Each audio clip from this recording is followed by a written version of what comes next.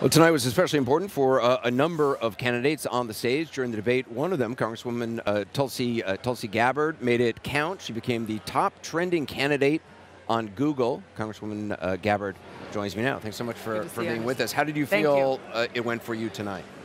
It was a good opportunity to have that platform to be able to address a lot of the major issues that we face. There's never quite enough time to get into these issues, but nonetheless, I think we were able to cover a lot.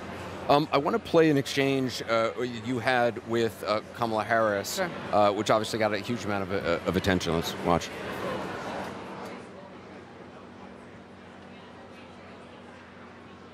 I want to bring the conversation back to the broken criminal justice system that is disproportionately negatively impacting Black and brown people all across this country today.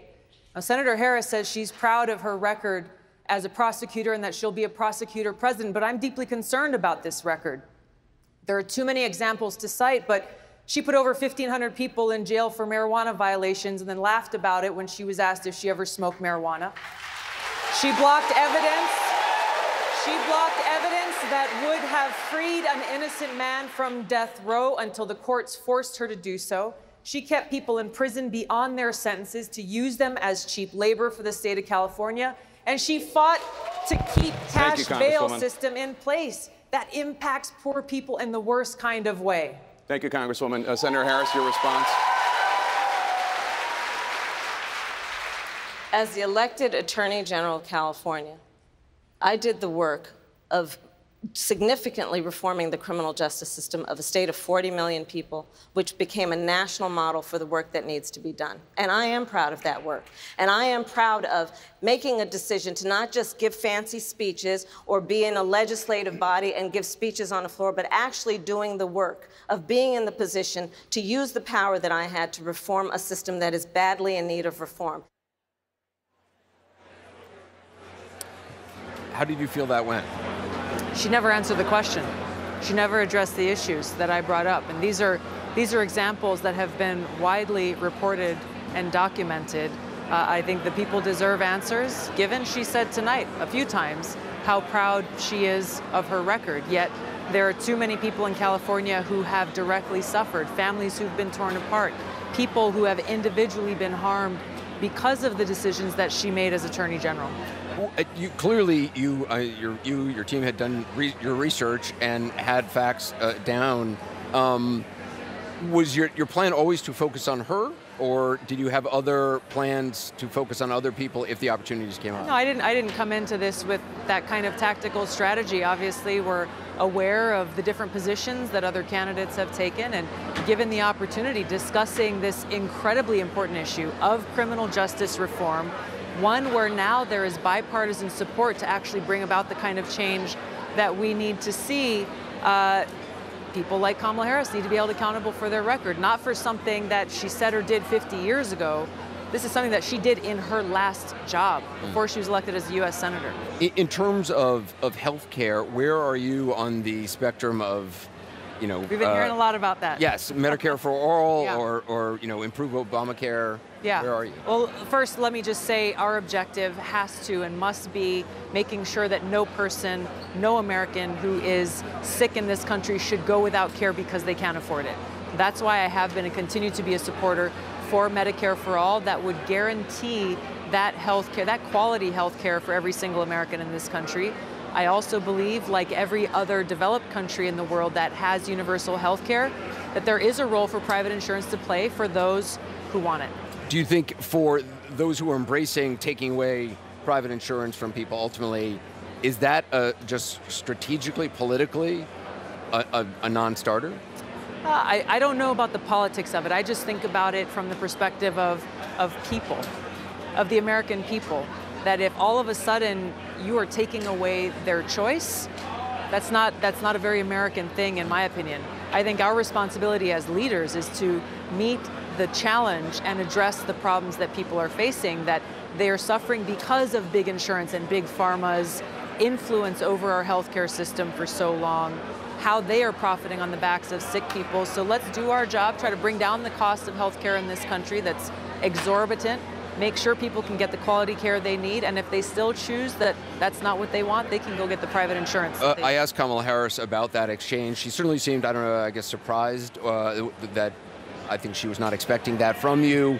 The only thing really she said about you is she said that you were essentially an apologist for Bashar al-Assad, that you would never criticize him as a dictator or murderer. I think it's unfortunate and a disservice to voters in this country that she resorts to cheap smears rather than actually addressing her record, the issues that I've raised, and the fact that she said she is proud of this record. If that's the case, then voters deserve to hear about why she's so proud of the lives that she has negatively impacted, the families that she's torn apart in California. If voters are wondering, what is your take on Bashar al-Assad, what do you say? My take is one of a soldier, where I've seen the cost of war firsthand. In Iraq, serving in a medical unit every single day, confronted with that high human cost of war. So I will never apologize for doing all that I can to prevent more of my brothers and sisters from being sent into harm's way to fight counterproductive regime change wars that make our country less safe, that take more lives, and that cost taxpayers trillions more dollars. So if that means meeting with a dictator or meeting with an adversary, absolutely, I would do it. This is about the national security of our country. I understand that position. Do you consider him a torturer or a murderer? That's not what this is about. I don't defend or apologize or have anything to do with what he has done to his own people. But if you're president of the United States, it's fine if you want to meet with somebody, but there's traditionally a role of the president of the United States calling out human rights abuses overseas. Bashar al-Assad is head of a regime which has disappeared many people as his father's Here's the way that I look at it, and the kind of leadership, the example of leadership that I follow is one where Kennedy met with and worked with Khrushchev to forge a deal that would keep the American people safe. Where obviously Reagan met with Gorbachev, Roosevelt met with Stalin, worked with Stalin. Nixon met with Mao. These are the kinds of leaders who think about things at a very practical and real level about how to keep our country and the American people safe. Stalin murdered 20 million people. That's my point, exactly. Right. Yet Roosevelt not only met with him, but he allied with him to bring about an end to that war. But I'm sure Roosevelt would have acknowledged that Stalin murdered millions of people. You don't want to. I don't dispute that. Again, my focus. But you won't say anything about that about Bashar al-Assad. I've been very outspoken about this before. These are things that are being used as detractions away from the central issue, which is we are still waging a regime change war in Syria today. We still have troops in Syria today, troops who are dying. That's my focus. That's why I'm running for president, to bring about this sea change in our foreign policy. I hadn't planned to go down this road, but I understand the not wanting to get involved militarily, and certainly as a veteran, you have more of a right than anybody to talk about that and have an opinion about it. Just on a factual basis, Bashar al-Assad is a murderer and a torturer. Do you not agree with that? I don't dispute that. You don't dispute that. Okay. You said something on the stage that really I found very powerful, and I think people who do not have who have not served overseas, who do not have a loved one currently serving, who have served, understand.